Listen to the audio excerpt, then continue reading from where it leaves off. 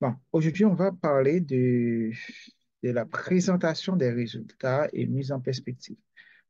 Présentation, comment on exploite les résultats et comment on met en avant des résultats, comment on valide des résultats, comment on valorise des résultats une fois obtenus. C'est ça qu'on va voir, comment on peut présenter les résultats à la fois pour les études qualitatives et à la fois pour les études quantitatives. Pourquoi c'est important? Parce que des fois, on a tendance à oublier que une fois qu'on termine ce travail, il faut mieux exploiter, il faut mieux présenter les résultats pour faciliter leur exploitation. Bon. On ne va pas reprendre les bases, hein. Les bases, vous savez déjà comment on présente les résultats, hein. C'est deux façons, de deux manières, soit sous forme de tableau ou bien soit sous forme graphique. C'est comme ça on présente les résultats, fondaments des études qualitatives ou quantitatives. On va voir les deux à la fois, comment on valorise ça. On va voir des graphiques et des tableaux, que ce soit l'étude qualitative ou l'étude quantitative. Bon, comme plan, on va voir les résultats des études qualitatives. On va voir les analyses triangulaires, comment on présente un tableau d'analyse triangulaire pour pouvoir mener une analyse verticale et une analyse horizontale par la suite. Puis la catégorisation, comment on catégorise les éléments, on catégorise les éléments issus des échanges, les éléments issus de l'analyse qualitative, de l'étude qualitative. Et puis, la fréquence d'apparition, comment on apprécie la fréquence d'apparition, qu'est-ce qu'on peut faire avec la fréquence d'apparition, d'avoir un résultat plus ou moins imagé. Et puis, pour les études quantitatives, on va voir les deux modes, les tri à plat et les tri croisés, sur les versions les plus basiques de présentation des résultats, de présentation d'exploitation des résultats. On ne va pas voir les équations structurelles, la modélisation structurelle. Mais bon, il faut que vous ayez en tête que ça existe. Et puis, on va voir comment on vérifie au final les hypothèses, ou valider, on valide ou on vérifie les hypothèses au final. C'est ça qui est intéressant. Bon, comme il fait très, très chaud maintenant sur Paris, parce que je regarde les thermomètres, là, on est à 29 degrés, et 29 degrés en plus. Il est déjà 9 heures du soir, à 29 degrés, et ça donne une idée comment il fait chaud. 29 degrés, c'est normal parce qu'on est à la maison. Si on a cette sensation 29 à la maison, mais si on est dans la rue, ça peut être 32, 33. Et puis, si on est aussi en plein soleil, au plein milieu de la route, avec le béton ou bien l'asphalte qui se réchauffe, et ça augmente encore. Bon, voilà, c'est ça. On va essayer de voir. On va essayer d'avancer plus rapide. Comme il fait très chaud, je ne vais pas rester à parler que de ça. Mais on va parler de la validation ou vérification des hypothèses. Bon, c'est très simple. C'est très simple pour la présentation des résultats. Alors, dans la présentation des résultats des études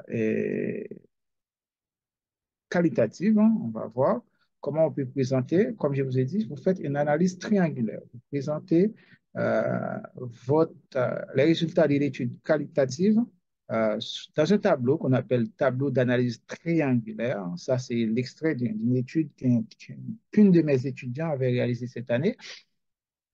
On commence dans ce tableau-là, comme vous avez vu dans le cours théorique, c'est comme ça on présente les résultats dans ce tableau. On commence par les entretiens dans le tableau. Pour les élections, donc, la sélection et la passation du On commence, je suis tout seul aujourd'hui, désolé s'il y a un son, je suis tout seul et les filles sont en train de mener une campagne électorale parce qu'il va y avoir les élections en France, c'est vital pour la France. C'est là, je suis seul. Bon, je dois continuer le travail. Voilà, OK. Oui, on commence par, pour ce tableau-là, ce tableau d'analyse triangulaire, on a vertical, de manière verticale, on pose les entretiens et puis de manière horizontale, on ajoute les thèmes. Dans chaque thème, il peut y avoir des sous-thèmes. C'est ça que l'étudiant a présenté.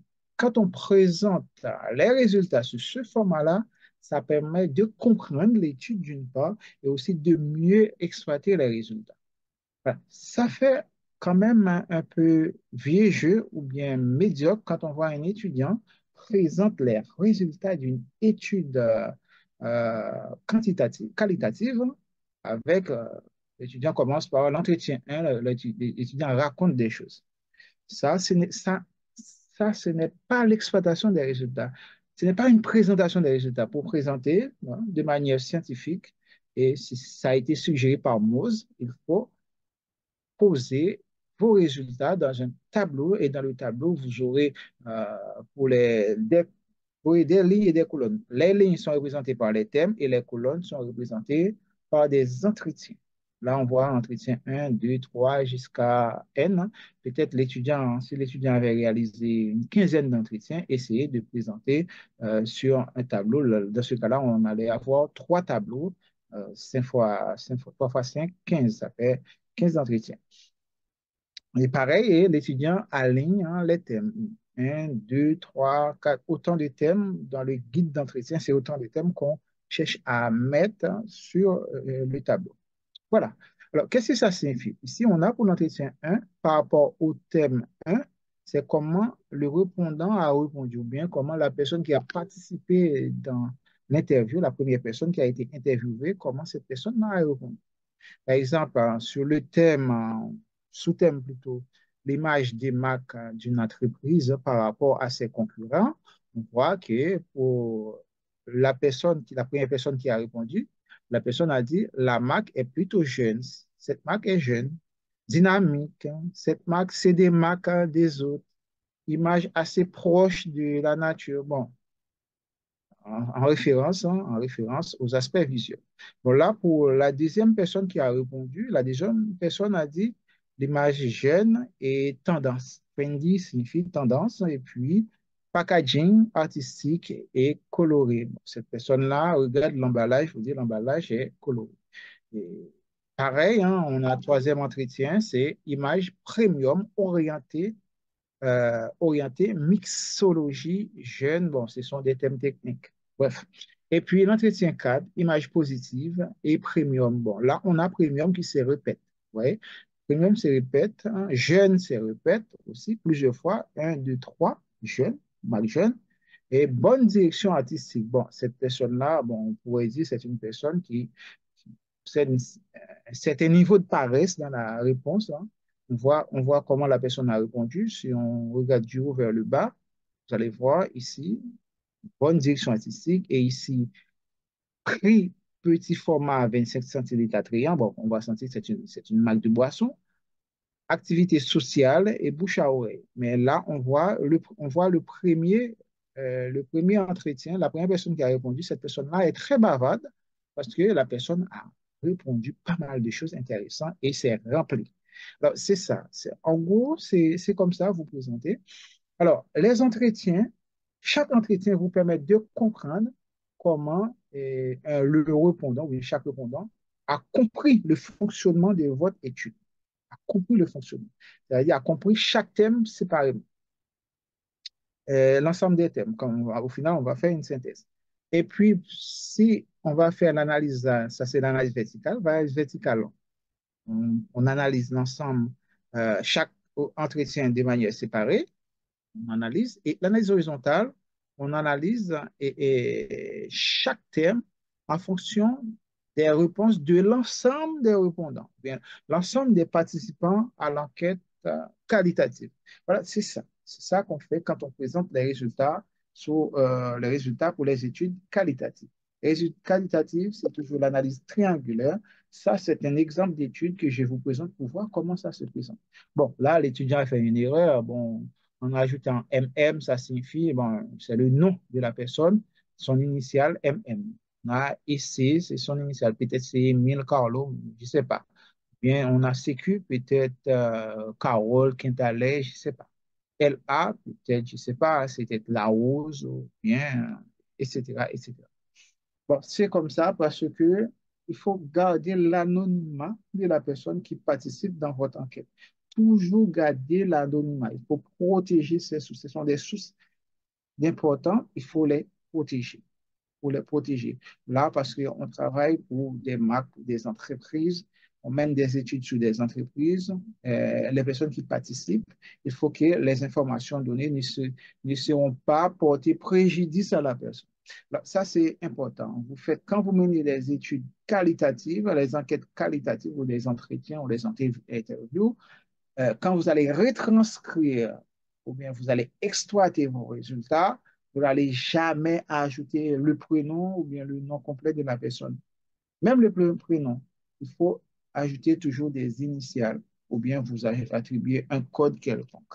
Voilà, ça, l'étudiant l'avait bien compris, c'est pour cela que l'étudiant se présente sur ce format-là. Bon, je vais terminer sur cette grille.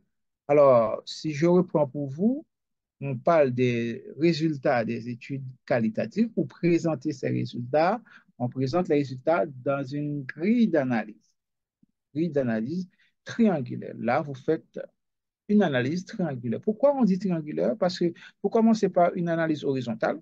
Horizontale, c'est chaque répondant.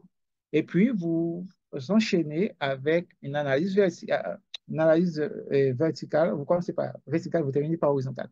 Horizontale, c'est pour chaque thème séparé, de manière séparée. Pour verticale, pour chaque répondant, de manière séparée.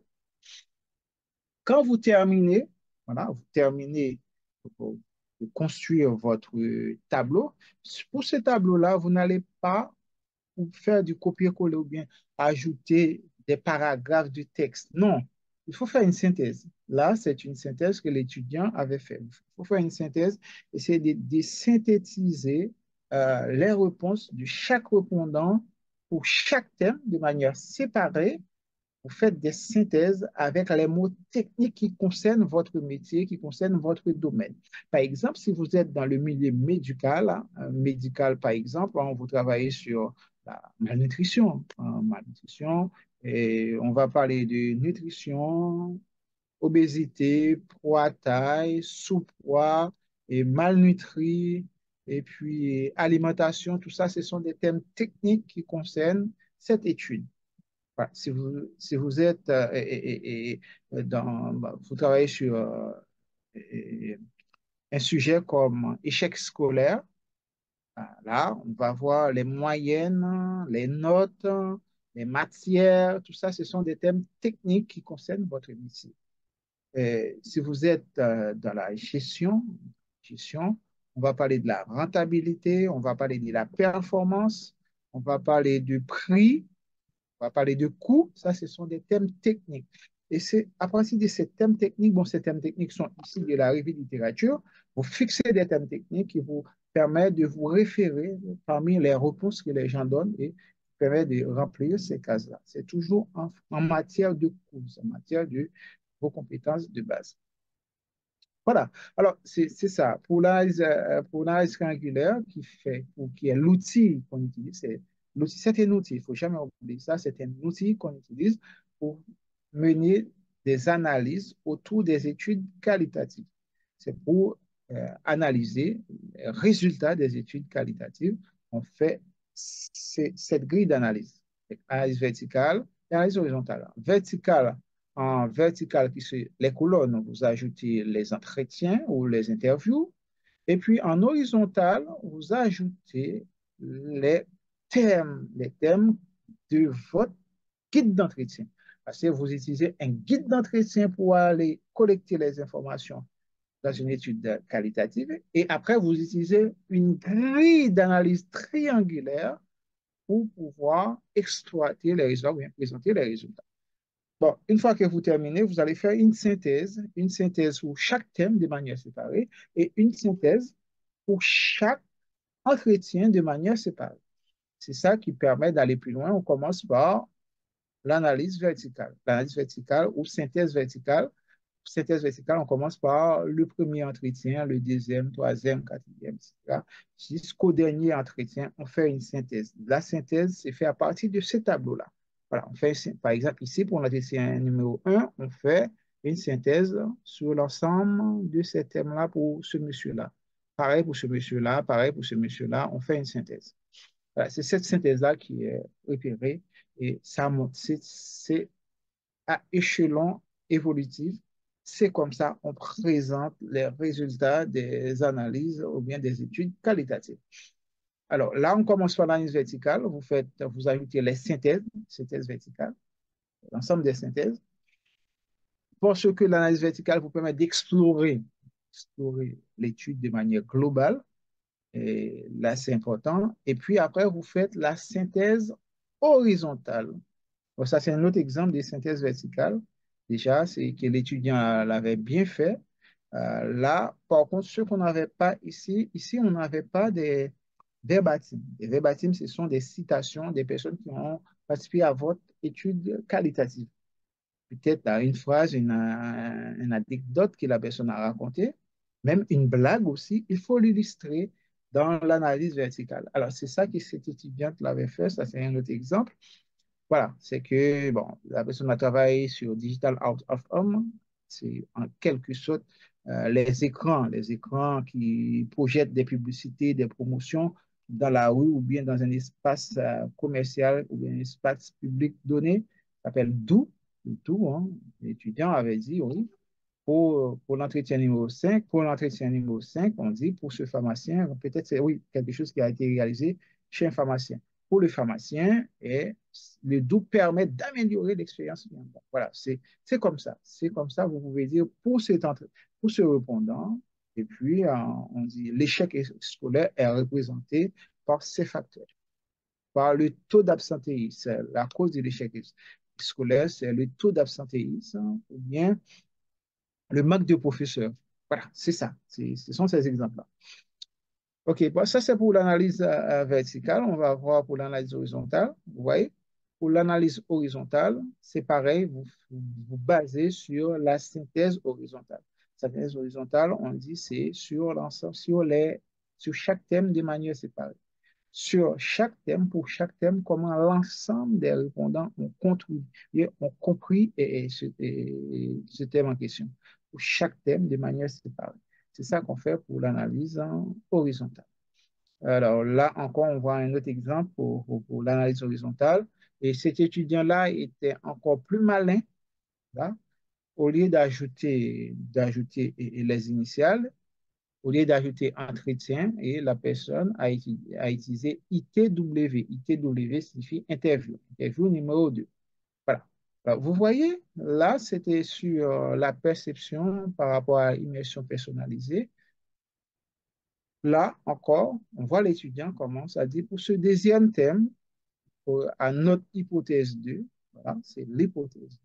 C'est toujours le nous. Le nous dans la rédaction, il faut toujours privilégier le nous parce que c'est par convention, même si votre professeur n'a jamais jeté un œil sur votre travail, c'est toujours le nous. Nous avons fait telle ou telle chose. Voilà, c'est ça, c'est comme ça.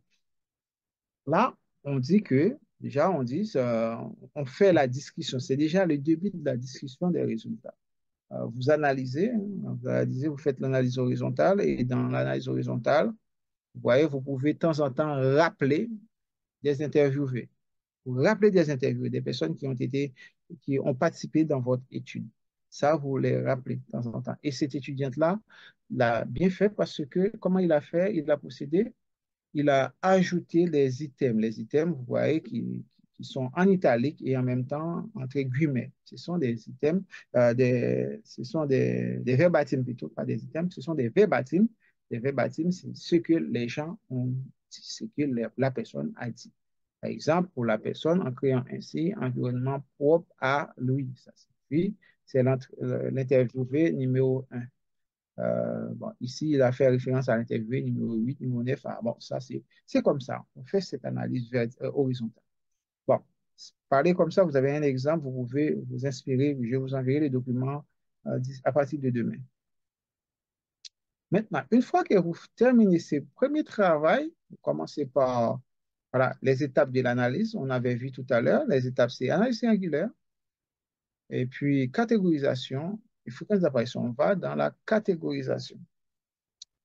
Voilà, catégorisation. Là, on a l'exemple, hein, l'exemple très simple, on a l'outil de catégorisation et de traitement de l'analyse qualitative en lien avec l'hypothèse 1. Bon, c'est toujours, vous faites ce travail en fonction du nombre d'hypothèses que vous avez. Si vous avez 5 hypothèses, il faut au moins 5 tableaux de catégorisation. La catégorisation, c'est important. catégorisation, vous catégorisez en fonction des thèmes, des grands thèmes, des thèmes qu'on appelle les catégories, qui concernent votre domaine. Par exemple, si vous travaillez sur l'impact de l'intelligence artificielle sur la profession comptable, alors là, on va voir comptable déjà. Comptable, hein, ce sera une catégorie et intelligence artificielle, une autre catégorie. Et des sous-catégories, ça peut être des deep learning comme sous-catégorie, big data comme sous-catégorie, etc., etc., ou bien apprentissage automatique, c'est comme sous-catégorie, automatisation comme sous-catégorie de l'intelligence artificielle. Vous voyez, c'est comme ça. C'est comme ça que vous présentez. Là, on voit comme catégorie, l'étudiant a choisi image des marques, et puis, hein, comme d'autres catégories, c'est communication. Comme sous-catégorie à l'intérieur des images des marques, ça parle de la profondeur de gamme, et valeur perçue, du prix et de la qualité, tout ça, c'est important. Et l'aspect sanitaire et également le packaging. Ça, c'est l'image. L'image, ça veut dire les produits sont sains, hein, les produits sont sains. Et puis le packaging, comme on avait vu dans le tableau tout à l'heure, que la personne avait dit, c'est très design déjà, et c'est design et aussi hein, ça donne envie. Euh, valeur perçue, la valeur perçue, c'est déjà, on avait vu, c'était un produit premium, de la qualité. Alors, tout ça, c'est important. Mais par contre, pour la communication, on voit ce qui se passe, comment vous avez connu notre marque ou bien notre produit. La personne a peut-être répondu par bouche à oreille. Bouche à oreille, ça fait partie des sous-catégories. Par les réseaux sociaux ou bien par le commerce physique dans une boutique quelconque. L'influence de qui? Hein? L'influence des parents, des amis, ce qu'on appelle l'influence sociale. L'influence exercée par les parents, par les amis, ou bien l'influence exercée par le milieu scolaire, le milieu académique, le milieu professionnel. C'est comme ça on présente. Et puis, l'activité sociale, par exemple, hein, si c'est une marque de boisson, l'activité sociale, c'est quand il y a une soirée quelconque, hein, dans un festival, hein, un bal de musique, etc., etc., ou bien une activité théâtrale, hein, tout ça, ou bien au cinéma aussi, hein, c'est activité sociale ou bien dans un mariage, une communion, une graduation, un baptême. Tout ça, ce sont des activités sociales. C'est dans ces lieux-là qu'on peut être en contact avec ces gens de produits. C'est comme ça, c'est les catégories. Alors, on reprend pour tout le monde. Première chose, pour l'analyse des données qualitatives, on commence par une analyse triangulaire, par la grille d'analyse triangulaire. Et puis, on procède par l'analyse verticale et puis on enchaîne par l'analyse horizontale. Une fois qu'on termine avec ces deux types d'analyse verticale et horizontale, je réponds pour vous. Verticale, c'est quand vous analysez chaque répondant de manière séparée. Et puis, horizontale, c'est chaque thème de manière séparée dans le tableau de la grille d'analyse. Alors, une fois qu'on termine, on enchaîne avec la catégorisation. Cibler des catégories. Ces catégories, on vous conseille le plus souvent, les catégories sont les mots-clés qui font partie de vos hypothèses, ou bien, ouais, c'est ça, de vos hypothèses, et puis, ou bien vos thèmes, hypothèses ou thèmes, ou bien les thèmes, ou bien les thèmes, et également les sous-catégories, ce sont les vocabulaires qui se répètent, les vocabulaires avec un langage technique qui se rapproche, qui sont rapproches ou bien connexes par rapport à votre champ d'études. C'est pour cela, on avait vu, par exemple, quand la personne a parlé de communication, ça sous-entend à bouche à oreille, réseaux sociaux, commerce physique, influence, etc. Pareil pour image des marques, hein, quand on parle du prix de qualité, le niveau les niveaux sanitaires, le packaging ou bien l'emballage, valeur perçue, valeur véhiculée et la marque, c'est ça, ça fait partie de l'image des marques. Là, on a un autre exemple, ça c'est pour notre fameuse Digital Out of Home. Vous voyez, là, au lieu d'avoir deux catégories, seulement cet étudiant a encore plus loin, trois catégories.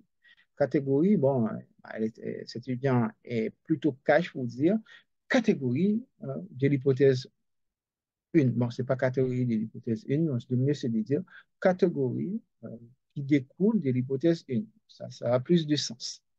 Là, comme catégorie, on a d'où, on a intention d'achat, et pas intention achat, c'est intention d'achat, expérience client, voilà, on a intention d'achat, expérience client, et d'où. Ah, pour d'où, on voit la communication, temps réel, diffusion, information, attention, visibilité, ce sont des notions importantes. Et puis, concernant intention d'achat, on a augmenté, simulé, acheté, influencé, trafic et vente. Pour l'expérience client, on a amélioré, relation client, agréable, satisfaction, réduction du temps d'attente, etc. Voilà, là, on a les catégories. Les catégories sont issues de votre tableau d'analyse triangulaire. Ce sont les vocabulaires techniques qui se répètent. Ce sont ces vocabulaires-là qui correspondent à chaque thème et chaque thème est sous-thème. C'est à partir de ces vocabulaires que vous construisez vos catégories. C'est ce qu'on appelle catégorisation. Une fois qu'on termine avec la catégorisation, on va déterminer la fréquence d'apparition. Voilà. Alors, on voit là pour l'étudiant qui nous a donné, qui nous a présenté un tableau avec deux colonnes là. Qu'est-ce qu'on a comme fréquence d'apparition? Pour l'exemple, on a la fréquence d'apparition en lien avec l'hypothèse 1.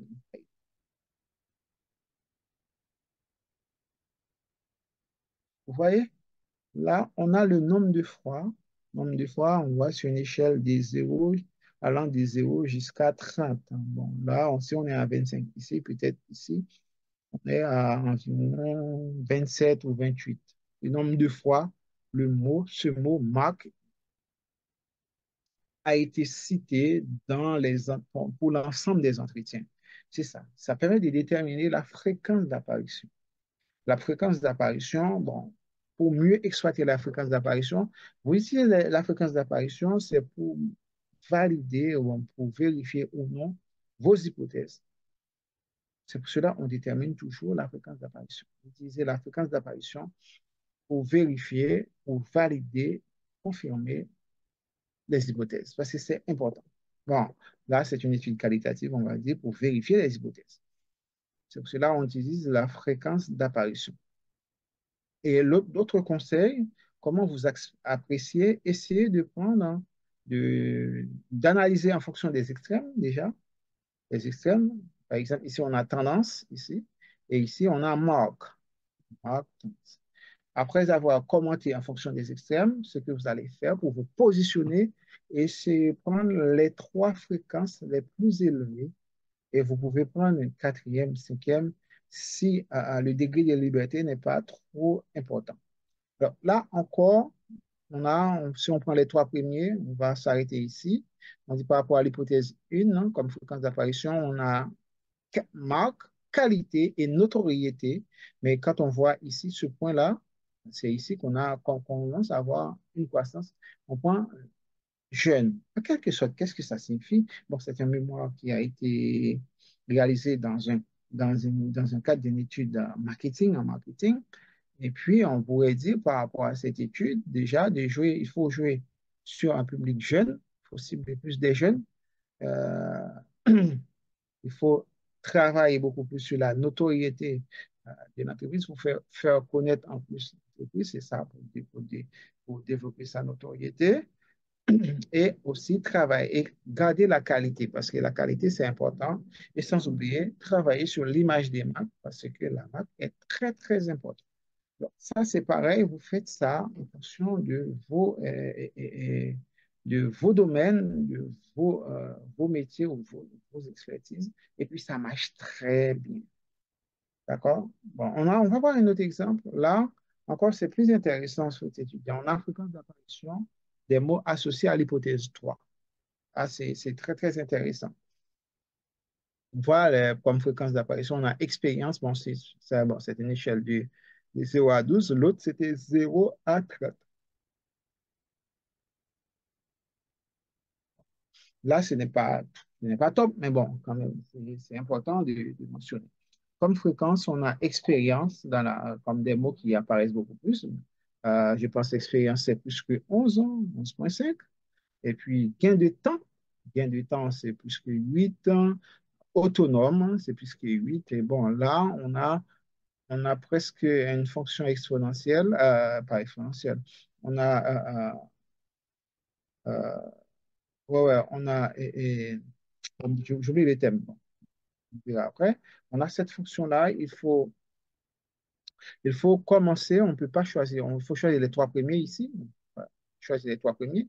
Et après, tout ce qui présente sous forme oblique comme ça, on les choisit automatiquement comme recherche, hein, information produit, facilitation d'utilisation, etc.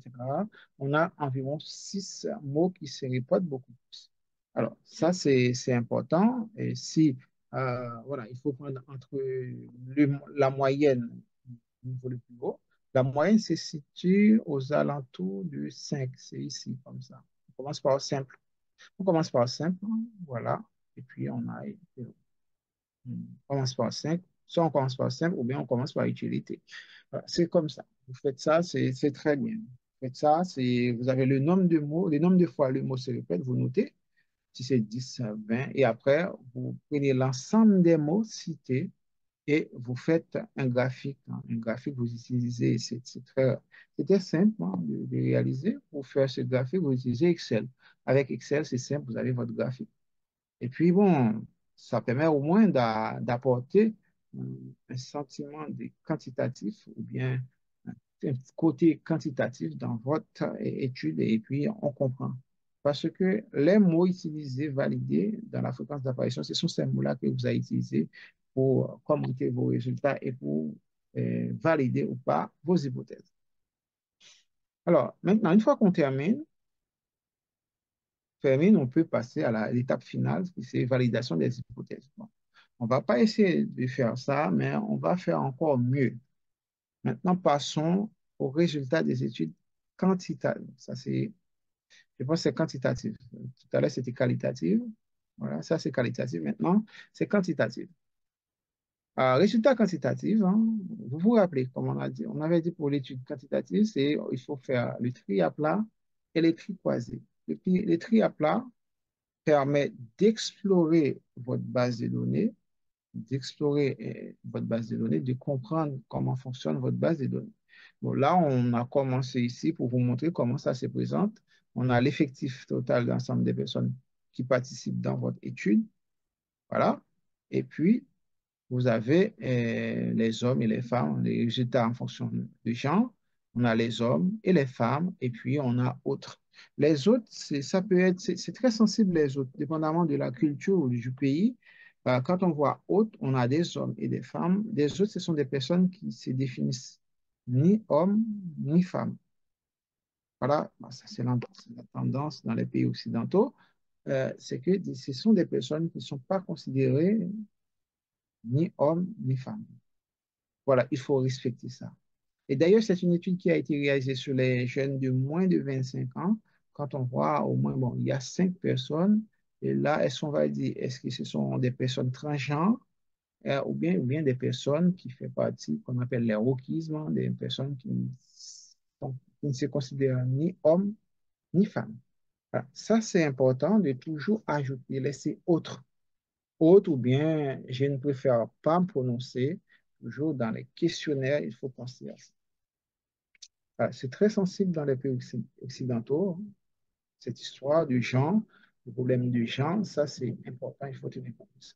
Voilà, quand on dit tri à plat, on commence déjà par une exploration globale de votre base de données en fonction des variables sociodémographiques que vous avez mis dans votre questionnaire. Quand on parle des variables sociodémographiques, il y a tout ce qui concerne le genre, ça veut dire homme, femme, autre. Il y a la langue, la religion, il y a la profession aussi, hein, catégorie socio-professionnelle, qu'on parle de la profession. Et puis, il peut y avoir la région géographique, ou bien la zone géographique, ou bien l'habitat. Ça peut être encore plus loin. La composition du foyer, la situation maritale, marié, célibataire ou autre, divorcé, veuve, etc. Veuve, hein. Tout ça, ça fait partie des variables sociodémographiques. Dépendamment de votre étude, vous faites appel à une de ces variables-là. Bon, j'avais parlé de l'habitat, de la démographie, ça c'est important. et la géographie, c'est important, dépendamment de l'étude que vous menez. Voilà. Bon, ça, on commence par le tri à plat. Le tri à plat, vous commencez par exploration globale. Alors là, ça nous donne une idée pour voir dans la base de données, on voit qu'il y a 40%, 44%, ce sont des hommes, 52% des femmes. Et le reste de 3%, on ne sait pas si ce sont des hommes ou si ce sont des femmes. C'est juste des personnes. D'accord. Alors, on continue. Ça, c'est le tri à plat. Ça, c'est par le logiciel qu'on avait réalisé ça. C'est le logiciel Sphinx qui donne cette présentation. Voilà. Alors, pour cette présentation, pour ce tri à plat, on vous conseille de présenter les résultats, surtout si vous avez euh, plusieurs questions à cocher par oui ou par non, mais à se positionner. On vous conseille beaucoup plus d'exploiter ces résultats sous forme de pourcentage. Ça vous protège si vous n'avez pas assez de données, si vous avez une centaine de personnes qui ont accepté de répondre à votre questionnaire. Alors là, il faut présenter les résultats sous forme de pourcentage. Malgré tout, on vous conseille beaucoup plus de présenter le tableau, d'expliquer, de présenter en volume. Mais bon, en pourcentage, c'est mieux, ça passe très bien. Ça vous protège et ça protège votre étude. Alors, ça, c'est l'exemple, hein, vous voyez, pour répartition de l'échantillon par département. Ça, c'est très intéressant pour cet étudiant-là. D'accord? C'est un exemple de tri à plat. La différence entre tri à plat et tri croisé, parce que dans le tri croisé, on croise deux questions, minimum deux questions, et dans le tri à plat, on cherche à explorer, de comprendre comment les gens ont répondu à votre. C'est ça qu'on cherche à comprendre, comment les gens ont participé ou bien comment les gens ont répondu à l'étude. Ça, c'est le tri à plat. On continue avec un autre exemple. Là, c'est répartition de l'échantillon par situation géographique, j'imagine. Non, par situation professionnelle. Par situation professionnelle, on a des collégiens, zéro, des lycéens, lycéennes, 16%, des étudiants, étudiantes, 25%, et puis des stagiaires, 2%, apprentis, 33%, et salariés, 20%. Alors, apprentis, vous comprenez, quand on dit apprentis, ce sont des étudiants qui sont en apprentissage.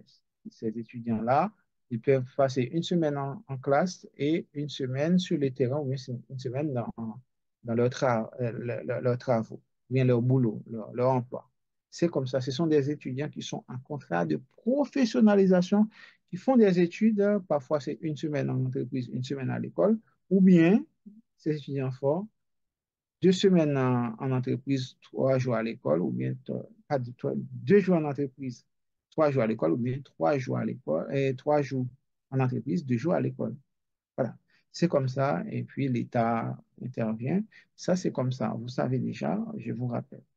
C'est, quand vous voyez apprentis, ce sont des étudiants qui sont en formation continue. On appelle ça formation continue.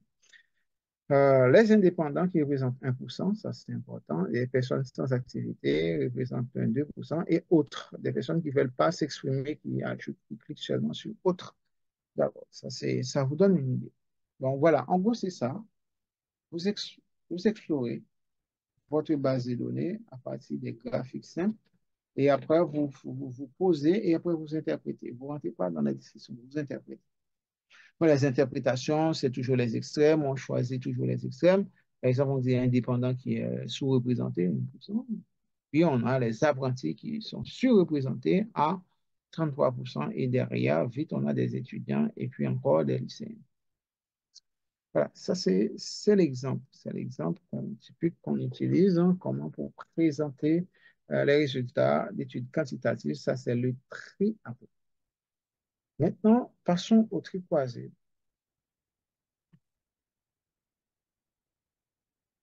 Là, c'est tri croisé. On dit croisement de l'engagement de la personnalisation des messages selon la situation. Alors, l'engagement, bon, là, quand on parle de tri croisé, on cherche à croiser une question par une autre question. En quelque sorte, on va voir quel effet telle question existe sur l'autre question. C'est ça qui est réalisé ici, le croisement. Alors là, bon, j'avais demandé aux étudiants de ne pas ajouter la question ici. C'est simple, il faut détourner pour enlever, parce que ce n'est pas du tout professionnel. Voilà, ce n'est pas du tout professionnel. Mais quand même, c'est réalisé.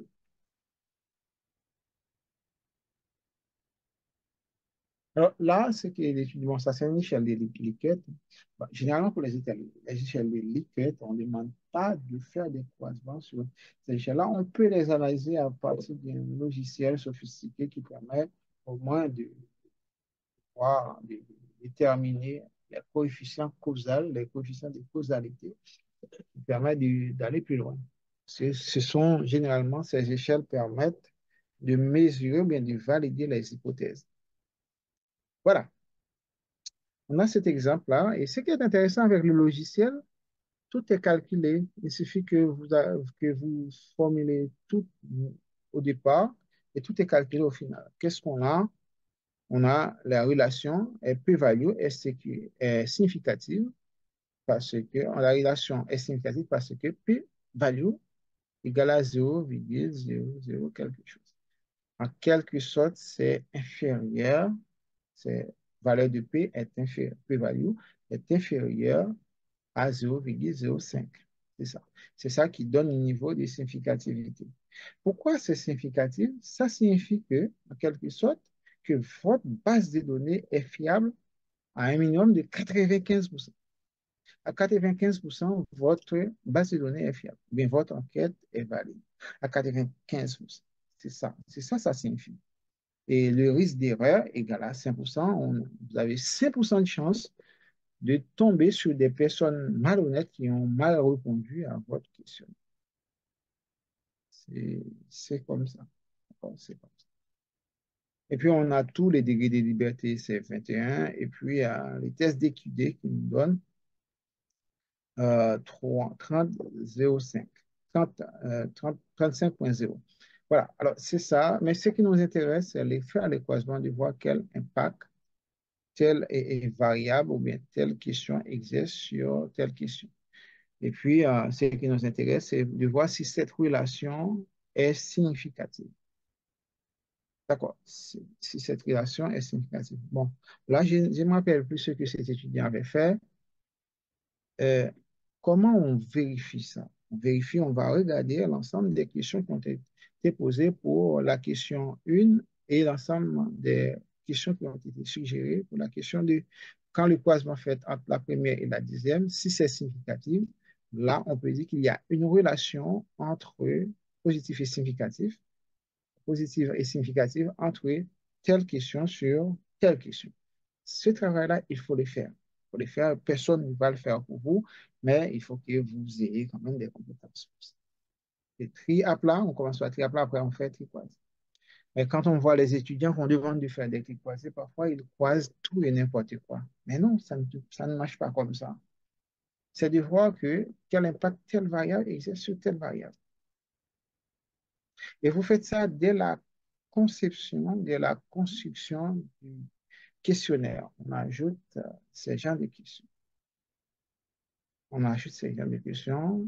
Et des questions qu'on va croiser, ce sont des questions qui expliquent l'hypothèse, des questions qui vérifient vos hypothèses.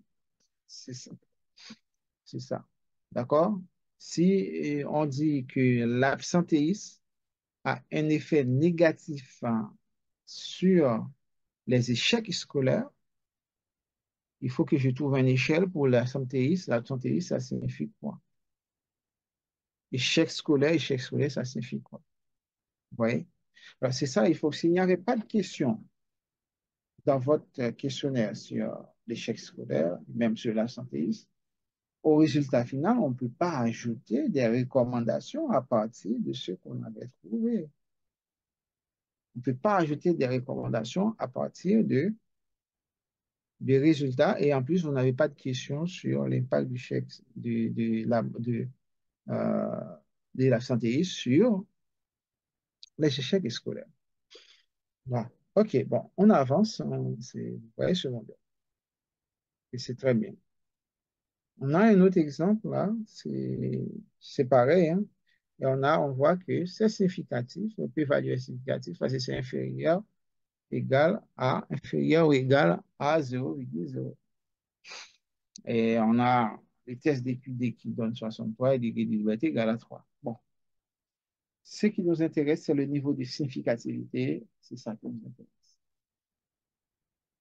Si c'est significatif, on va regarder quelles variables qui ont été croisées par d'autres variables, quelles questions qu'on avait croisées sur d'autres questions. C'est tout ça qu'il faut voir. Et puis, bon, au final, vous avez vous posé vos résultats et puis ça passe.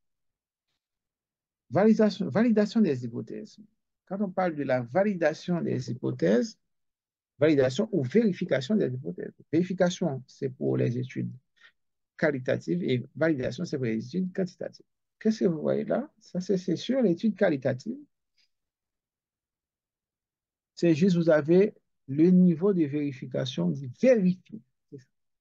C'est vérifier pour les études qualitatives, on vérifie les hypothèses.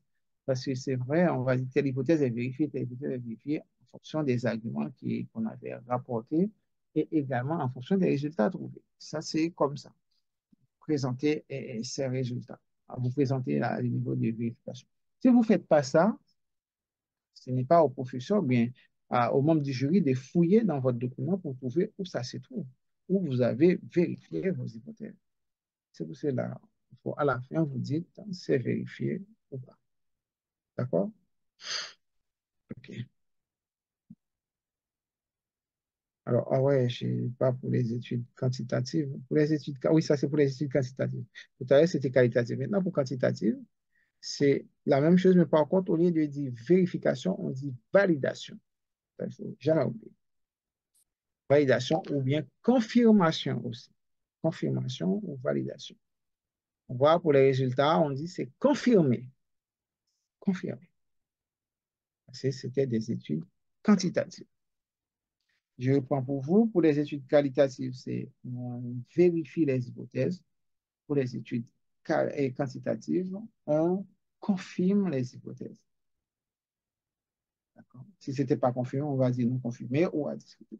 C'est ça. C'est ça, il faut jamais oublier ça. Bon, cette première partie, j'y tiens la route, hein. J'avais dit que j'allais terminer à 22 heures. Bon, là, terminer, il était 7 minutes toujours. OK, je vais prendre un peu d'eau.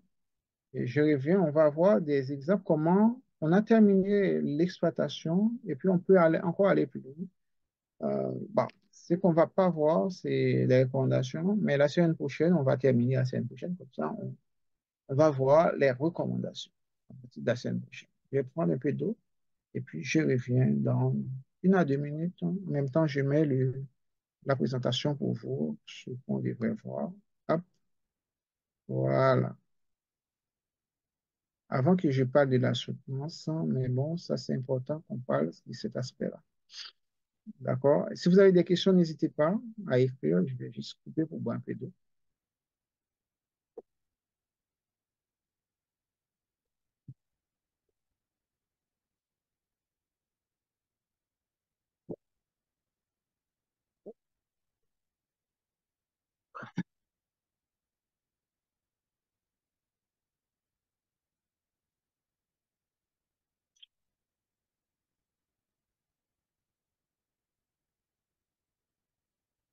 Bon, ok, je reprends ça, c'est plutôt.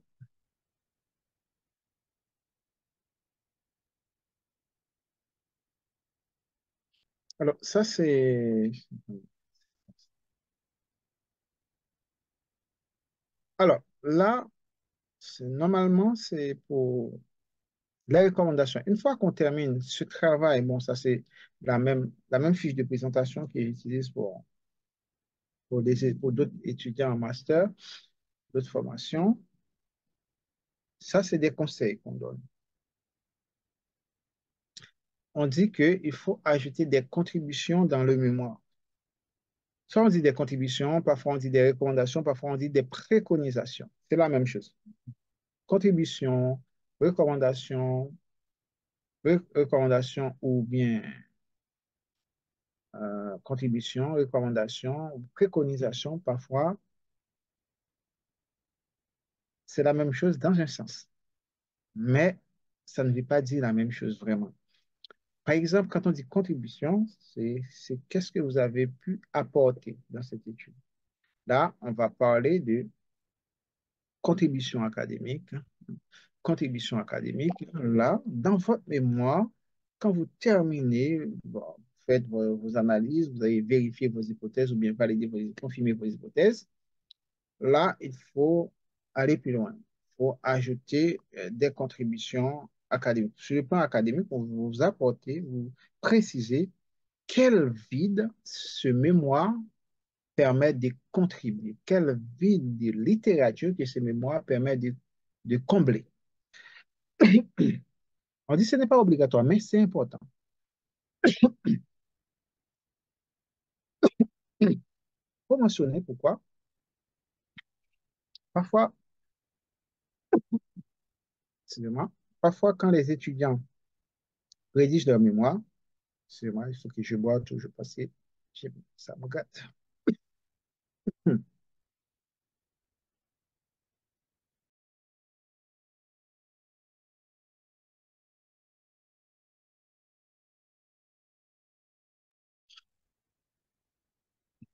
Mais parfois, quand les étudiants rédigent leur mémoire, on voit qu'ils disent souvent que cette étude, il fait tellement chaud, hein, là, il fait encore 27 degrés. Et en plus, c'est déjà 10 heures du soir. Bon, parfois, quand les étudiants rédigent leur mémoire, ils présentent les intérêts. L'intérêt pour montrer c'est intéressant parce que cette étude n'a jamais traité par la littérature. Il y a un auteur qui a écrit que si cette étude n'est jamais traitée par la littérature, du coup, il y a un problème, il faut laisser tomber cette étude.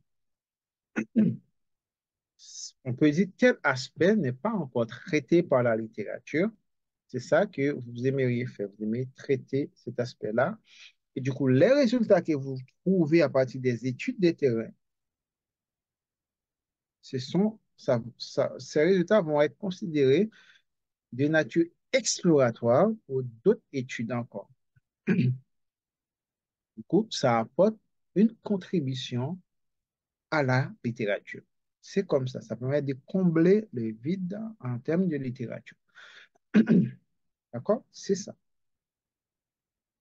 Alors, comme contribution académique aussi, si vous testez une nouvelle méthode, une nouvelle méthode, si d'habitude les gens qui mènent des études dans votre domaine, si ces gens-là réalisent souvent des études quantitatives, et vous venez, vous faites une étude qualitative, ça, c'est très bien parce que ça, c'est une contribution académique. Parce que vous suggérez une méthode à utiliser. Pareil, si d'habitude ce sont des études qualitatives, vous menez une étude quantitative, c'est une contribution. On dit c'est à utiliser, mais ce n'est pas obligatoire.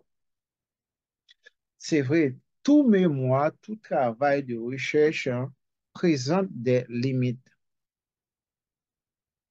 Tout travail. C'est pour cela qu'on limite intérieures qu'on appelle les gaps de littérature, les limites des études antérieures. Ça, il faut présenter aussi. Il faut présenter. Quand vous cherchez à repérer ces limites, vous les mettez en avant, vous les mettez en avant, et puis ces limites sont considérées comme une contribution à la littérature. Vous trouvez des études, vous trouvez, par exemple, je me rappelle souvent quand je parle des études qui possèdent des erreurs, qui présentaient des erreurs, c'est par exemple quand on utilise la théorie de la satisfaction d'Oliver. C'est une théorie que Oliver a échafaudée sur les patients des hôpitaux. C'est les patients des hôpitaux en ethnométhodologie. Ces patients-là, par l'ethnométhodologie, Oliver les a analysés, mais par contre, les gens qui sont en sciences de gestion, en psychologie, en philosophie, ils prennent les théories d'Oliver. Tout le monde parle d'Oliver 1980, mais d'Oliver 1980. Mais parfois, ils se trompent, ils disent 80, 81, et ça passe. Ça passe, on trouve ça dans les articles, dans les thèses doctorales, dans les articles de recherche, des working papers, des conférences scientifiques, des mémoires encore. Tout le monde en parle. Mais bon, mais quand on prend vraiment, on va à la source, c'est là on remarque que ce que le mec, la personne avait dit, avait trouvé, c'était une étude menée dans le milieu hospitalier sur des patients, ce qui n'a rien à voir avec la psychologie, la philosophie, le marketing, la gestion, système d'information et management. Tout le monde en parle. Voilà, c'est pour cela qu'on parle toujours des gaps. Si vous arrivez à trouver ça, vous dites, attention, il y a un problème. Les études antérieures, ils utilisent ce que tel monsieur ou bien tel auteur a dit, ce qui n'a rien à voir avec la réalité parce que à la base, cette étude a été menée sur un groupe bien distingué. Ce groupe-là n'a rien à voir avec votre échantillon. Ne fait pas partie de votre échantillon. Alors, ça, c'est important. Pour ajouter, c'est bon, pour faire, il faut être osé aussi. Mais c'est important toujours d'ajouter ce côté 4, le 4. Contribution, bon, là, je dis managérial, ça c'est c'était pour des managers, mais on peut aller encore des contributions en fonction de votre champ de métier. Et puis, là-dedans, on va voir les préconisations et les recommandations. Ça, c'est un exemple je vais partager avec vous. Alors, ce qu'on vous demande déjà, bon, là, on avait mentionné pour managérial, ça c'est pour les gens qui sont dans la gestion. C'est pas seulement managérial, c'est en fonction de votre secteur, c'est la même chose. On va dire contribution professionnelle. Condition professionnelle, pour votre profession, là-dedans, vous listez un ensemble d'actions à mettre en place. C'est ça. C'est un ensemble d'actions à mettre en place. Parce que c'est ça qui montre que ce que vous faites, c'est pas, ça ne va pas rester dans un coin. Vous réalisez un mémoire, c'est pour servir la société. D'accord? Comme votre mémoire, vous réalisez votre mémoire pour servir la société, c'est pour cela que il faut mieux argumenter ici quand vous parlez des recommandations. Toutes les recommandations demandent toujours un plan d'action derrière. Comment vous allez procéder pour réaliser ce travail? Alors, on va vous délivrer un diplôme avec le niveau Bac plus 5, hein. Parfois, Bac plus 4, Bac plus 4, c'est un peu limité. Parce qu'en Bac plus 4, on va pas être trop exigeant avec vous pour aller dans un plan d'action opérationnel stratégique. Ah, mais on peut quand même vous demander un plan d'action avec un diagramme des Gantt et puis bon, ça passe. Mais vous êtes avec un diplôme de niveau Bac plus 5, il faut aller plus loin. OK. Bon. Alors, je me rappelle, hein, quand je faisais mon mémoire de fin d'études, hein, j'avais ajouté une analyse SWOT. Hein. Et quand je l'avais ajouté, tout le monde était content. Ouais, c'était très bien. Bon, moi je n'étais pas satisfait, mais les membres du jury étaient satisfaits parce que c'était bien, c'était joli. Bon, ce n'était pas ça que vous allez faire, mais au moins, dans les recommandations, préconisations, implications, etc., c'est là que vous démontrez que vous étiez à l'école vraiment, vous avez passé 4 années, voire 5 années d'études. Ce n'était pas pour jouer quand vous avez passé ces années d'études. Vous n'étiez pas là pour jouer. D'accord? C'est ça. Quand vous avez passé toutes ces années d'études, ce n'était pas pour jouer. C'est ça qui est intéressant qu'il faut signaler. Parce que là, vous allez mobiliser l'ensemble des connaissances que vous avez appris sur votre domaine dans votre métier. C'est là que vous allez retourner dans vos polycopiés. Vous retournez dans vos polycopiés et puis pour agencer les idées et évoluer. Alors, pour un plan d'action à mettre en place, pour mettre en place un plan d'action, les choses qu'on vous suggère de faire, déjà, une évaluation ex ante, basée à la fois sur votre problématique et les hypothèses. Vous évaluez. Vous faites des suggestions, les recommandations, les préconisations que vous faites, c'est toujours en fonction de la validation, vérification des hypothèses que vous faites ce travail. C'est toujours en fonction de la validation ou vérification des hypothèses. Là-dedans, il faut que vous démontrez vos capacités à gérer un projet. C'est ça, ce côté-là. Euh, bon, ne va pas rentrer en détail, mais au moins on met un plan d'action sur pied. Les objectifs à court, à moyen et à long terme. Par exemple, vous dites que, je ne sais pas si vous travaillez sur la nutrition, on dit, bon, de mettre en place un protocole de dépistage de la malnutrition à partir de 6 mois, ou bien après 6 mois. Après 6 mois, mettre en place un protocole. Oui, déjà, après 6 mois, mais c'est quand on va mettre ça en place? C'est quand, c'est où? Dans les hôpitaux, dans les centres de santé, dans les dispensaires aussi, au niveau des communautés. Ça, c'est aussi, c'est important. Et quel est votre objectif? L'objectif visé, là, pour l'objectif visé, si je prends cet exemple, il faut se baser sur les statistiques nationales. Les statistiques nationales, que dit les statistiques nationales par rapport aux populations qui sont malnutries dans le pays?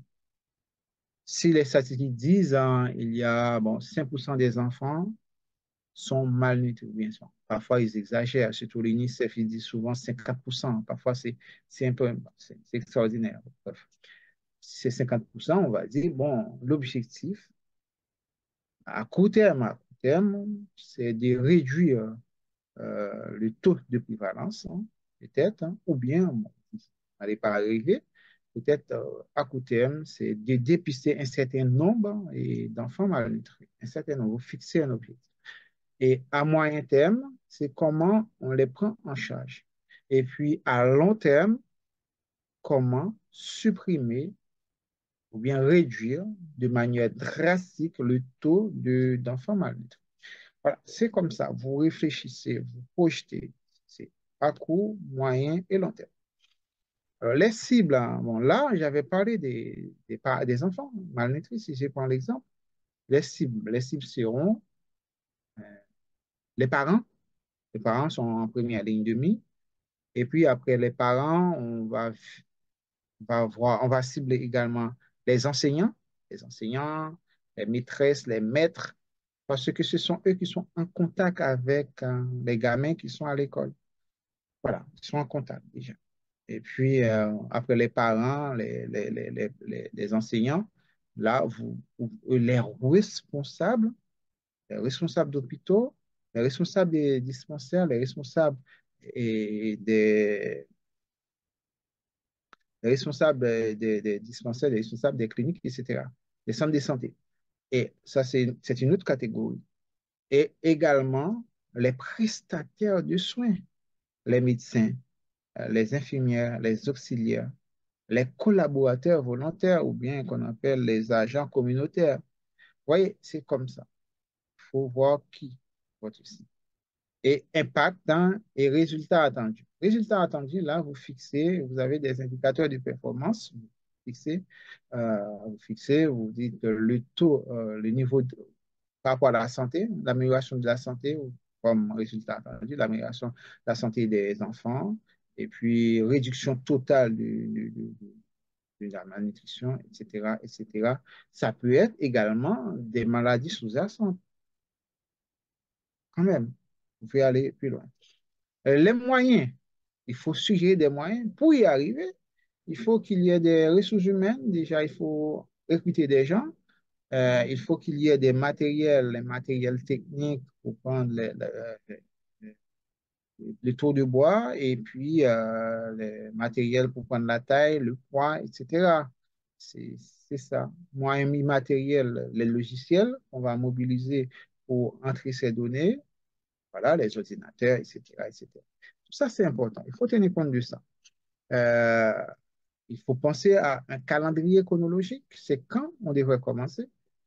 Si vous travaillez sur la nutrition, là, ça concerne santé publique. Si c'est santé publique, c'est suggéré au ministère de la Santé publique. Suggérer une période de campagne. À quelle période qu'on peut retrouver plus de personnes? Voilà, pas les vacances. C'est plutôt l'école hein, à l'ouverture des classes. Et c'est à ce moment-là qu'on peut trouver ces personnes-là pour détecter. Et voilà. Et puis, bon, pour ce calendrier, on vous demande de réaliser un diagramme des Gantt. diagramme des Gantt, hein, un diagramme des Gantt qui répère l'ensemble des actions et à chaque échelon que chaque action va être accomplie. Ça, c'est ce diagramme-là, c'est pratique très bien. Bon, il faut aller encore plus loin, on peut faire une analyse de coûts, mais c'est pas imposé. On peut s'arrêter là si on veut. D'accord? Si on veut, on peut s'arrêter là. Voilà, c'est tout ça qu'on vous demande. Bon, là, on a un exemple, hein, dans un mémoire, un exemple de contribution. On a un ensemble des actions à mettre en place, hein, et puis on dit qui va mettre ces actions en place, quel est l'objectif attendu, etc. Il y a une description de toutes ces actions. Parce que c'est important quand vous faites ce travail, lors de votre exposé final, vous aurez pas mal de matière. Bon, ça, c'est un exemple hein, de diagramme hein, qui explique tout. Après, les moyens, on a l'ensemble des moyens qu'il faut mettre en place, hein, les moyens, moyens financiers, moyens techniques, moyens selon la force des ventes, hein, moyens humains ou ressources humaines. Ça, c'est important. Toujours, on continue.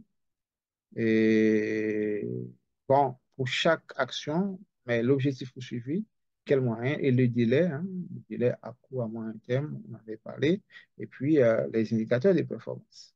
Ça, ce sont ces exemples-là qu'il faut suivre. Et puis, bon, là encore, on a toutes les actions qu'on va développer, les cibles, hein, il faut ajouter les cibles aussi. Ça, c'est important. Bon, en gros, c'est comme ça, vous faites ce travail et puis, au final, vous aurez pas mal d'informations importantes. Bon, vous pouvez aller jusqu'à chiffrer les coûts si vous travaillez, par exemple, pour mettre en place un système de gestion comptable. Là, vous pouvez aller plus loin et présenter des choses qui sont exceptionnelles, qui sont des choses qui correspondent à vos attendus. Voilà, en gros, c'est ça, c'est tout ça qu'on devrait voir. Et puis, bon, on avait parlé d'analyse de Gantt, un exemple d'analyse de l'outil Gantt de planification. Ça, c'est pour, on utilise beaucoup plus en gestion de projet. Mais ça, c'est un exemple que vous pouvez utiliser.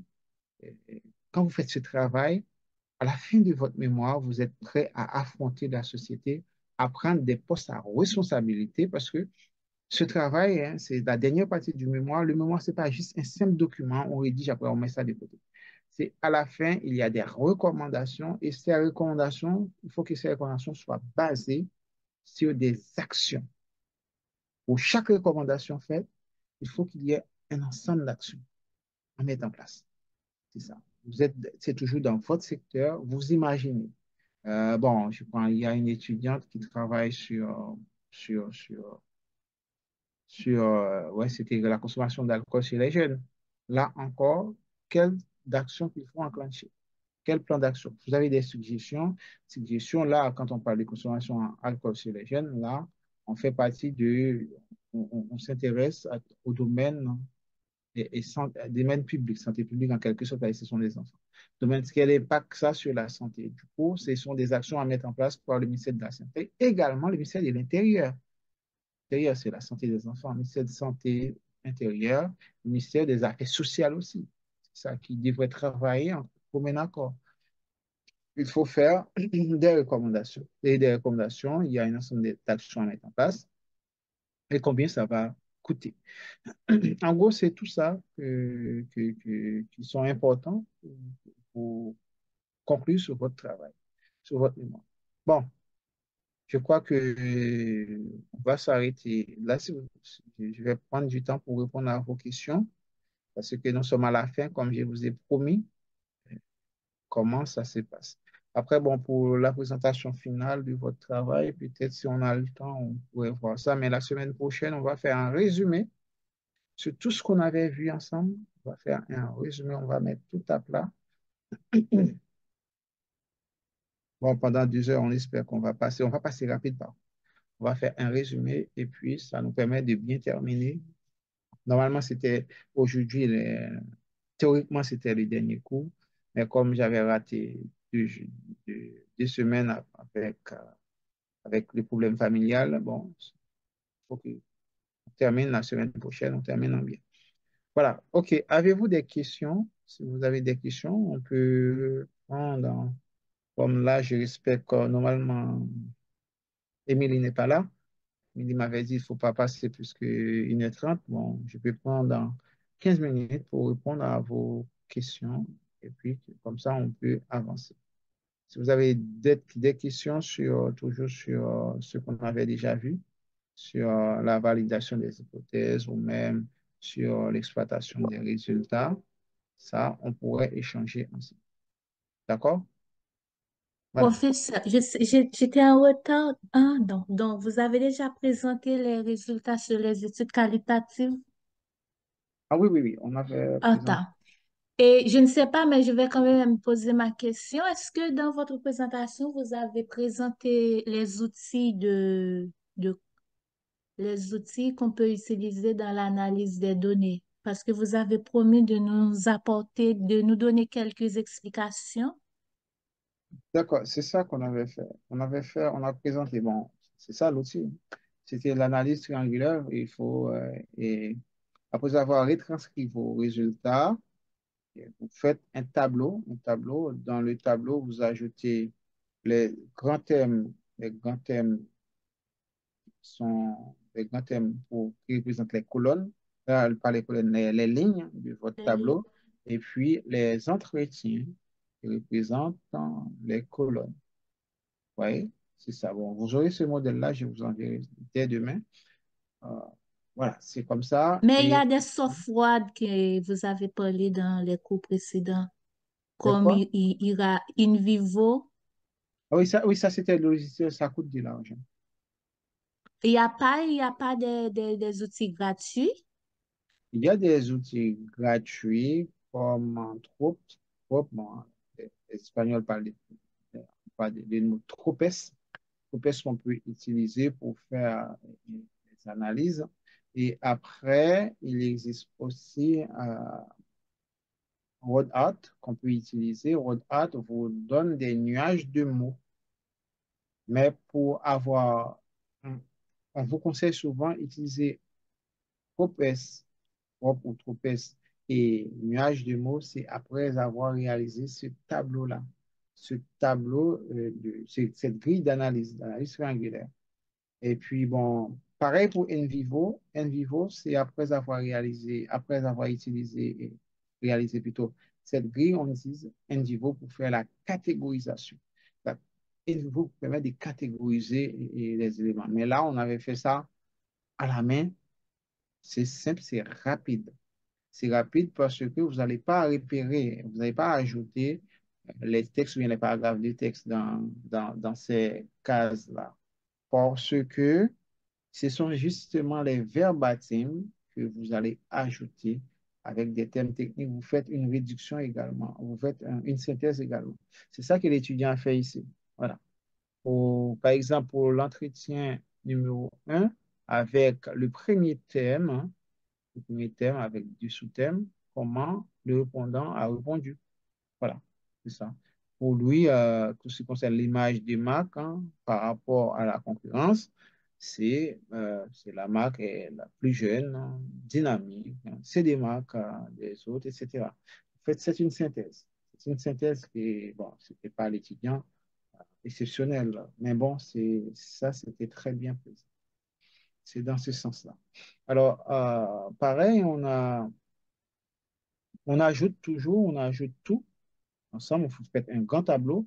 Bon, là, je conseille les étudiants de mettre, si vous avez environ 12 13 entretiens, 14 voire 20 entretiens en face à face, je vous conseille beaucoup plus de mettre ça en annexe parce que ça prend des espaces et après d'ajouter l'analyse verticale et l'analyse horizontale dans le corps du mouvement.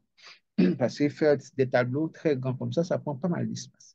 Voilà, c'est ça, c'est comme ça. Et puis, vous ajoutez l'ensemble des entretiens. Ouais, après, vous faites une synthèse entretien 1, synthèse entretien 2, synthèse entretien 3, et 4, etc. de suite en suite. Et puis, pareil pour les thèmes, vous faites une synthèse à la fin. Vous faites synthèse thème 1, synthèse thème 2, synthèse thème 3. Et l'ensemble des synthèses des thèmes vont être considérés pour faire l'analyse horizontale. Et Horizontal. oui, l'ensemble des synthèses pour les entretiens vont utiliser pour l'analyse verticale. C'est ça qui est fait ici. Hop, vous voyez, synthèse verticale, on commence par entretien 1, entretien 2. Après, on fait une synthèse globale pour synthèse horizontale, verticale. Après, on fait pareil pour synthèse, synthèse horizontale. Synthèse horizontale, on a synthèse horizontale, thème 1, thème 2, thème 3, thème 4. Ce sont les synthèses. C'est à partir de ces synthèses-là qu'on va faire la discussion des résultats. Mais on peut faire la discussion de deux manières. Soit on présente les synthèses, on passe à la catégorisation, et après la catégorisation, on présente la fréquence d'apparition, et après on discute en faisant référence à la littérature. Mais bon, là, quand on utilise ça, ça passe très bien. Bon, là, c'est bon. L'étudiant, bon, cet étudiant-là, c'est un étudiant, c'est tel chapitre qui raconte pas mal de choses. Là, qu'est-ce qu'on a? On a, bon, les thèmes, c'est la perception du digital out of form à travers la création de contenus immersifs et personnalisés. Bon, voilà, c'est pour les digital. Alors, et là, l'étudiant commence à dire pour ce thème, hein, pour ce deuxième thème, on dit ce deuxième thème est lié à notre hypothèse 2 qui consiste, etc., etc.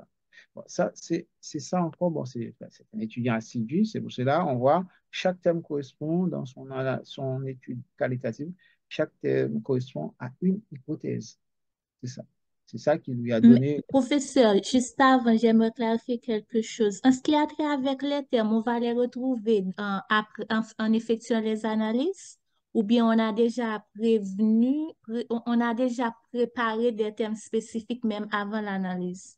Oui, les thèmes, non, non, pas les thèmes. Les thèmes font partie de votre guide d'entretien. C'est le guide d'entretien. Ah, Et donc, à travers les questions, le guide d'entretien est créé à partir de certains thèmes, à partir de certains thèmes, à partir d'un ensemble de thèmes. Ça, on ah, peut, peut-être, je peux juste vérifier avec vous. Alors, c'est où elle avait mis l'analyse. Thème, dire, guide. Alors, on va voir le guide d'entretien. Voilà. OK, c'est ce que c'est. Alors, voilà, les guides d'entretien, vous voyez. Voilà, c'est ça. L'étudiant l'avait mis en annexe. OK, c'est annexe 1. Annexe 1, hop, hop, hop, hop. Voilà, le guide d'entretien, vous voyez. Ça, c'est les... Attendez, c'est un peu plus petit.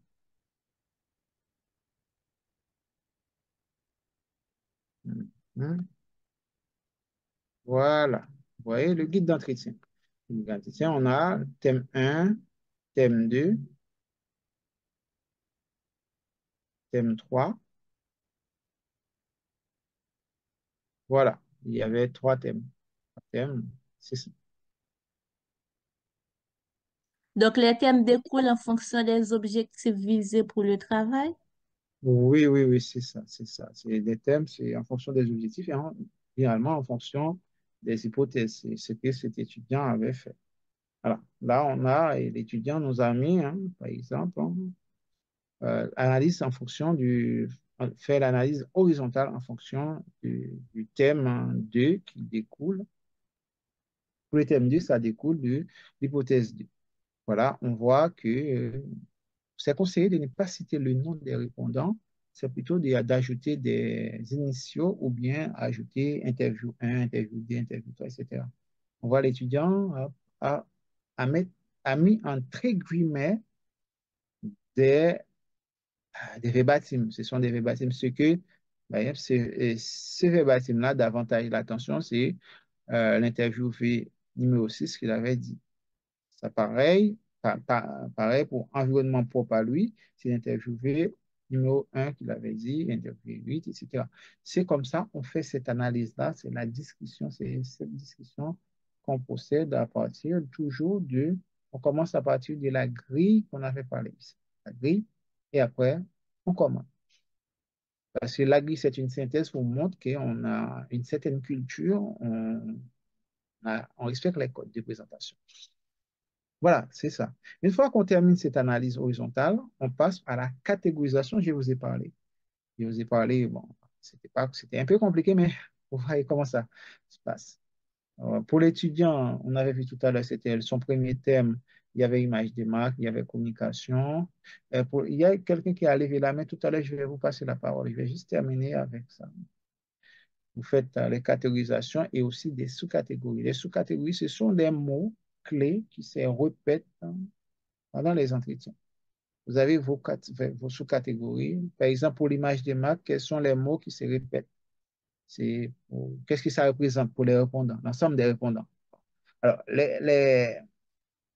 pour les sous-catégories, en fonction des thèmes, pour chaque thème, c'est l'ensemble des répondants. euh, c'est l'ensemble des répondants, les synthèses, l'ensemble des répondants. C'est ça qui vous donne les sous-catégories. Et les catégories, ce sont les thèmes. Les sous-catégories, ce sont les réponses des répondants.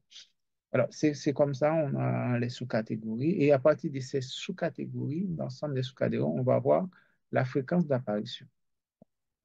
Voilà, c'est à partir du nombre de cette fréquence-là qu'on va établir un graphique. Un graphique sur une échelle de 0 à 30, par exemple, voilà, pour chaque hypothèse. On fait la fréquence d'apparition, c'est sur chaque hypothèse, bien chaque thème ou chaque hypothèse. Pour chaque thème, quels sont les mots qui se répètent beaucoup plus durant l'entretien? Vous voyez, ça vous permet, c'est ça le côté scientifique de l'étude qualitative. L'étude qualitative, c'est juste des gens racontent des choses, mais au final, ça sort de la tête d'une ou deux personnes. Mais par contre, comment on peut vraiment comprendre les résultats des études qualitatives? Il faut arriver au moins on commence par la fréquence, par la catégorisation et après on termine par la fréquence d'apparition. La fréquence d'apparition, c'est le nombre de fois un même mot se répète pendant l'entretien.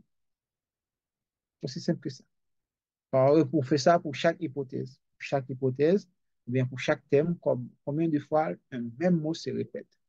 Et puis, c'est ça qui vous donne, qui donne, qui valide en quelque sorte votre étude. C'est Donc, bon? pour prouver la fréquence, qu'on peut utiliser Excel ou Ça, c'est sur il Excel. y C'est a sur Excel. Excel, ça. ce graphique a été créé sur Excel. Voilà, c'est ça, et vous faites ça. Bon, maintenant, c'est plus facile parfois, bon, je vais prendre l'exemple, si vous trouvez quelqu'un qui vous parle du numérique, par exemple. Le numérique, hein, là, une autre personne parle du digital, l'autre parle de technologie, nouvelle technologie. Ce sont les mêmes mots. Il n'y a pas de différence. Ce sont les mêmes mots et ce sont des mots connexes, hein. Parfois, en fonction du niveau de compétence de la personne, si la personne est très jeune, la personne va vous parler beaucoup plus du numérique. Si c'est un professionnel, peut-être le professionnel va vous parler beaucoup plus du digital. Mais que ce soit le digital, le numérique, nouvelles technologies, c'est la même chose. Vous voyez, il faut, pareil, dans votre domaine, essayer de trouver des mots qui sont connexes. Ces mots connexes, vous les ajoutez parmi vos sous-catégories. C'est ça. C'est à partir de ces mots-là, des sous-catégories, on va créer le graphique de fréquence d'apparition, pour la fréquence d'apparition. Alors, c'est ça. On a cet exemple-là, on a un autre aussi, hein. Ça, c'est plus joli, hein. Ça, c'est plus joli. On voit qu'il y a, bon, ça, c'était très serré pour une échelle de 0 à 12.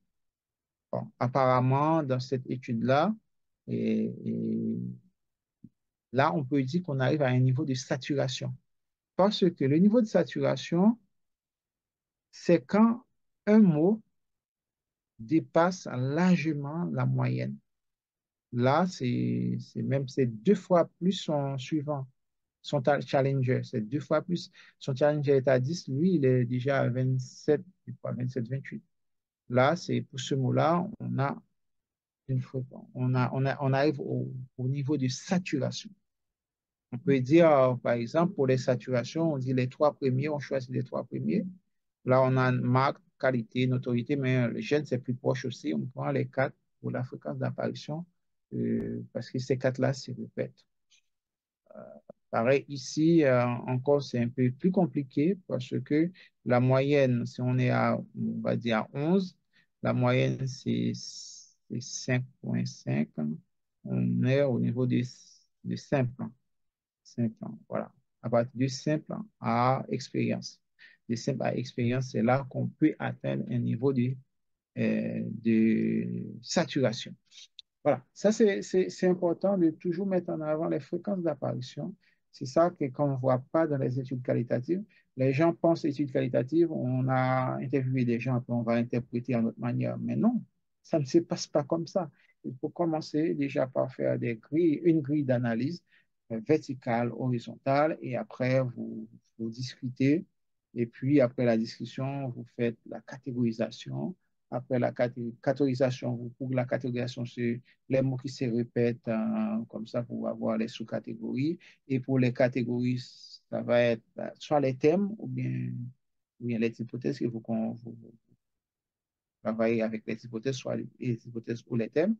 Et après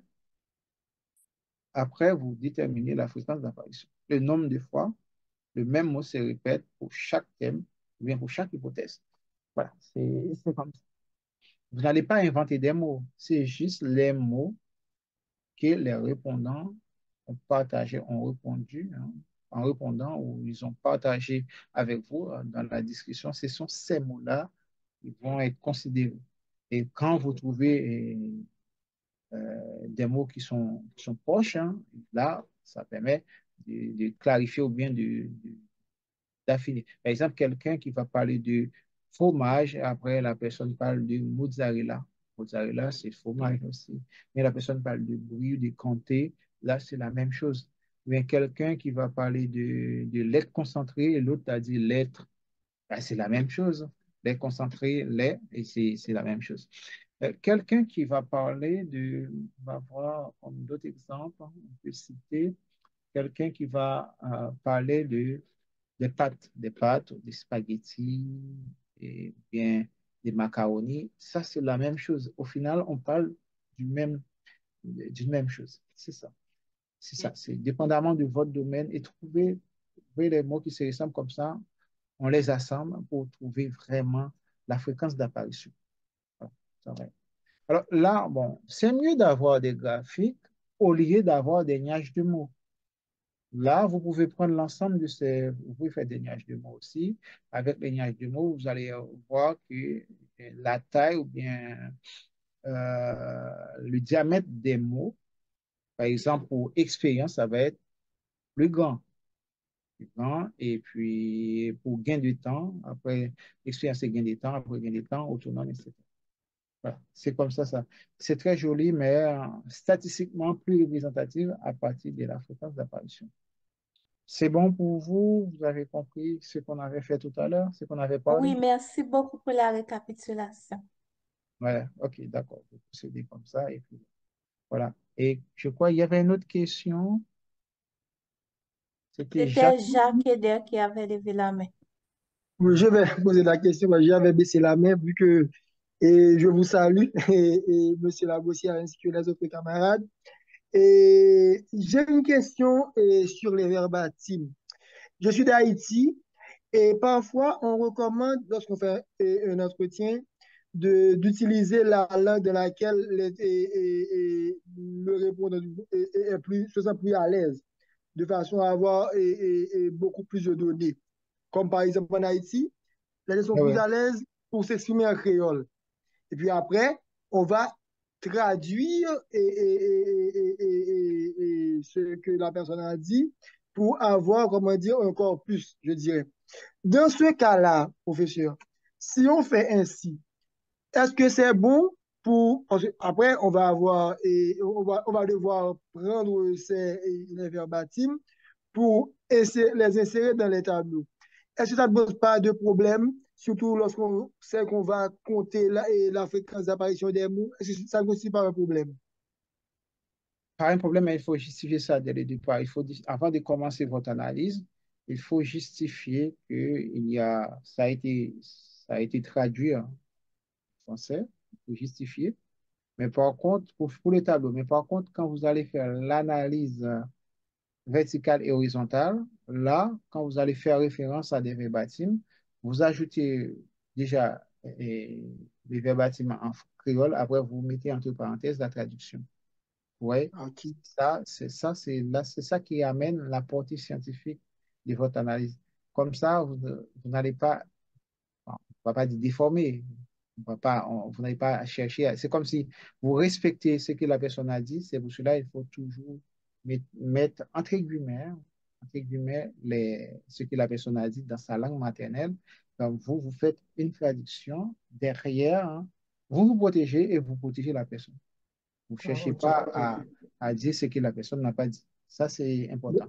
Mais par contre, pour le tableau, l'analyse triangulaire, vous faites la traduction et vous notez que vous avez procédé à une traduction. Mais par contre, pour la discussion des résultats, vous ajoutez des anecdotes, hein, et puis des verbatim, comme cet étudiant avait fait, et vous ajoutez le créole après, vous ajoutez entre parenthèses la traduction du créole.